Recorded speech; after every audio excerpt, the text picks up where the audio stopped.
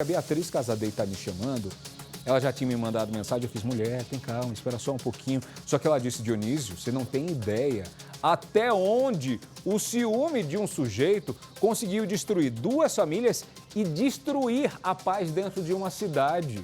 A Beatriz Casadei foi até a cidade de Cajamar, que é a região metropolitana aqui de São Paulo, para contar a história do Felipe. Felipe de 34 anos, esse rapaz aqui, ó, um pai amoroso, um amigo fiel, assumiu os dois filhos pequenos depois que a mãe dele saiu de casa, abandonou o Felipe com os filhos.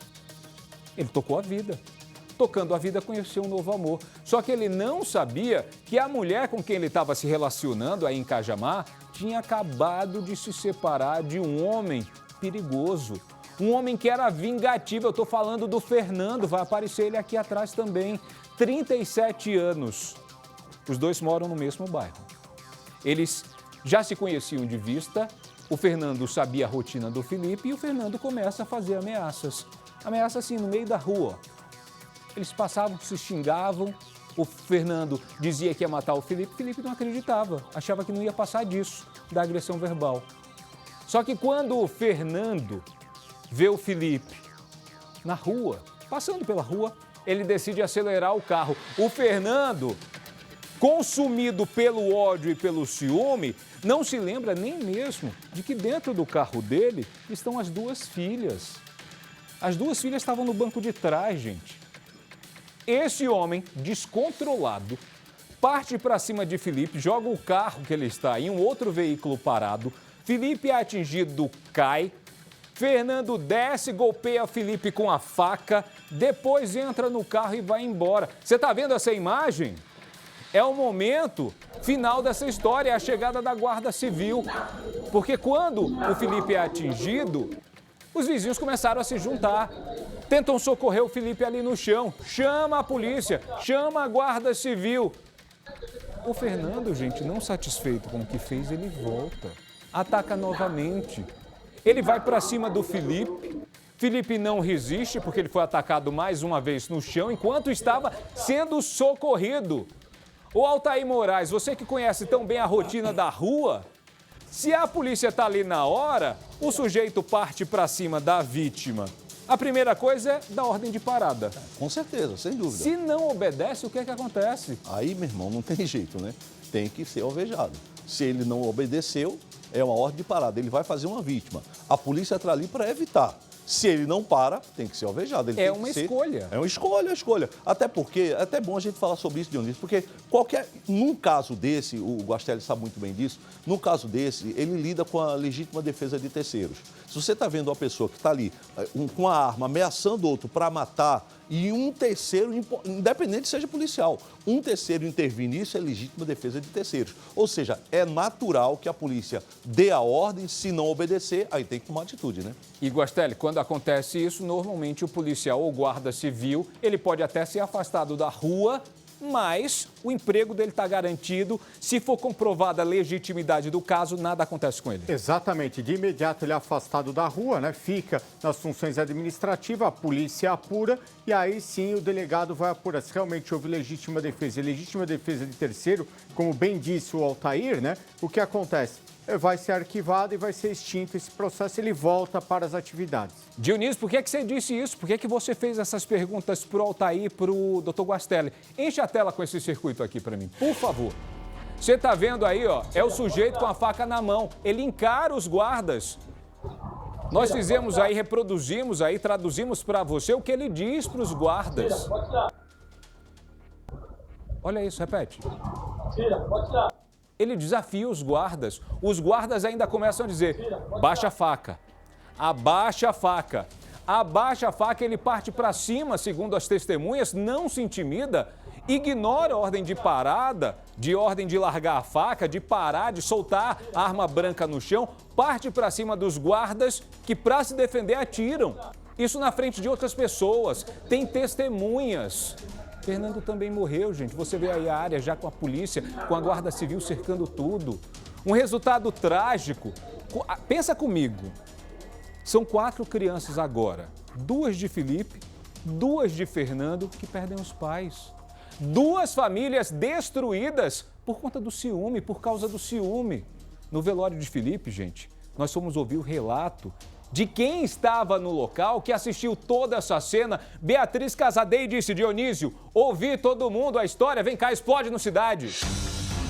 O homem que aparece nas imagens com uma faca na mão, desafiando guardas municipais, havia acabado de matar o filho da dona Joana. Arrancaram um pedaço de mim. Lutar para criar 6 filhos sozinha. Ai, e hoje você enterrar seu filho, meu Deus. O desabafo emocionado é de uma mãe que perdeu o filho por um motivo banal: ciúme. O ódio de um homem que não aceitava o fim do casamento tirou a vida de Felipe de Andrade, de 34 anos. Um jovem pai que cuidava dos filhos pequenos sozinho. Guardião, protetor, amigo, sincero, verdadeiro. Esse era o pai. Eles diziam: meu papai é o meu herói. E eu não sei o que fazer. Felipe foi morto com golpes de faca, depois de ser atropelado e espancado na rua onde morava. O assassino, Fernando Ferreira Lopes, de 37 anos. Ele era ex-marido da namorada de Felipe e, segundo testemunhas, já tinha ameaçado a vítima várias vezes. Quebrou o vidro da casa do meu irmão e ameaçou ele, falando que ia matar ele e os meninos. Só que aí depois conversaram, resolveram. Aí ele pegava na mão do meu irmão de boa. Seu irmão tentou: não, calma, deixa disso. Eles brigou no dia, mas depois ficou de boa. Só que aí achou que tivesse passado, só que aí ele veio dessa última vez com ódio. Não aceitou perder a família dele. Desta vez, Fernando cumpriu as ameaças. Testemunhas contam que o Felipe estava sentado bem aqui, de boa, mexendo no celular, em frente à casa dele, que é do outro lado da rua, quando o Fernando surgiu em alta velocidade num carro. Ele fez a curva bem rápido e bateu nesse carro aqui, que também estava estacionado. Esse carro, o impacto foi tão grande que ele chegou a invadir a calçada e atingiu o Felipe, que caiu. O Fernando desceu do carro e passou a agredir o rapaz. Segundo testemunhas, ele já estava com uma faca e já golpeou o Felipe algumas vezes. Só que, como ele estava com 2 crianças no banco de trás do carro, os 2 filhos, ele entrou no carro e saiu. Deixou as crianças na casa de um cunhado, que é a menos de um quarteirão daqui, e voltou a pé com uma faca e continuou as agressões. Desta vez foi fatal. Meu filho, ele escutou uma pessoa falando: eu já matei ele, eu já matei, e não deixou eu sair. Aí mesmo assim eu fui no portão. A hora que eu abri o portão, que eu saí para fora, o rapaz estava com uma faca na mão, filmando, falando assim: ó, eu já matei ele aqui, ele tá morto, ele tá larico. Os vizinhos chamaram a guarda municipal, que encontrou o Fernando ainda golpeando o Felipe. Como ele se recusou a largar a faca e ainda foi para cima da GCM, os guardas não tiveram escolha e atiraram contra o Fernando, que também morreu. Aí a polícia falou para ele soltar a faca no chão e deitar. Ele foi para cima da polícia, foi na hora que a polícia atirou nele. Uma câmera registrou Fernando minutos antes de ser morto por guardas civis municipais. O homem aparece com a faca na mão, indo em direção à viatura dos agentes. Tira, pode tirar. Da hora que eu saí ali fora ali, o olho dele vermelho e falou para mim: ó, eita pra dentro que eu acabei de matar. E se você quiser vir ver aqui, você vem.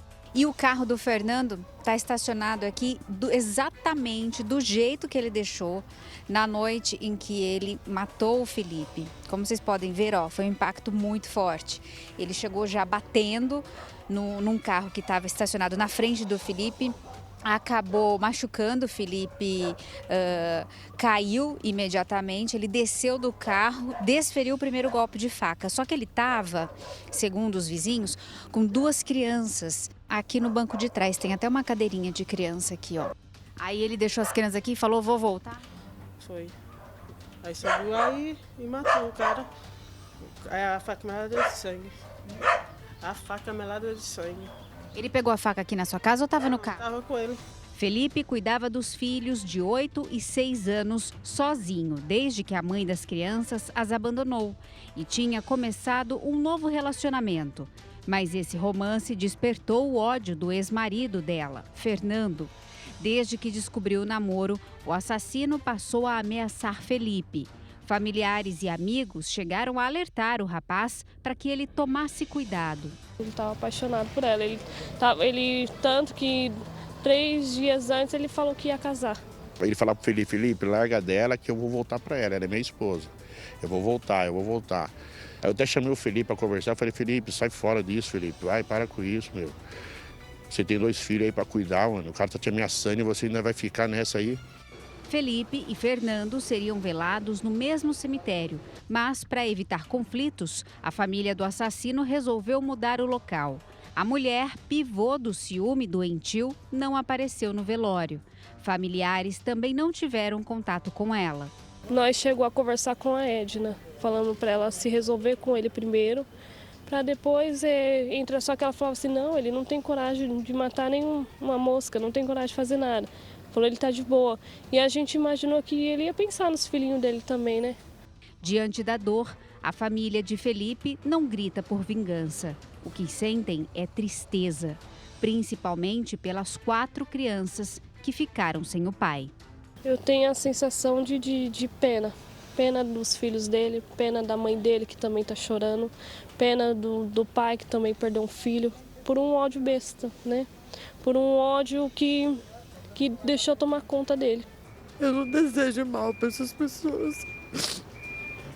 mas eu só peço que eles mudem, transformem o caráter, para que não venha enterrar mais ninguém, não venha destruir mais família nenhuma. Porque foi 2 famílias destruídas, a minha e a desse rapaz. Ninguém é dono de ninguém. E é isso que a gente precisa lembrar para evitar que lágrimas como dessa mãe venham a acontecer. Ciúme de um relacionamento que já tinha acabado provoca a morte de 2 homens que não se entendiam, apenas tiveram em comum uma namorada, mas um deles achava que era dono dessa mulher. E esse é o grande problema, Dionísio. Isso acontece demais.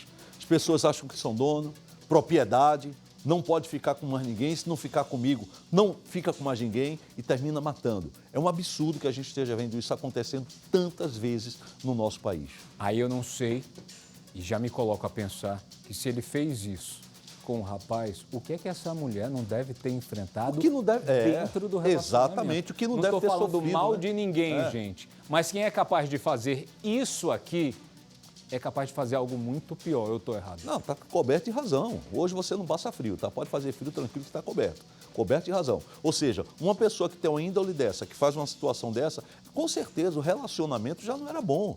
Essa mulher deve ter sofrido muito, mas muito na mão deste homem. Que tenham entendido, pelo menos, e que sirva de lição para quem está em casa.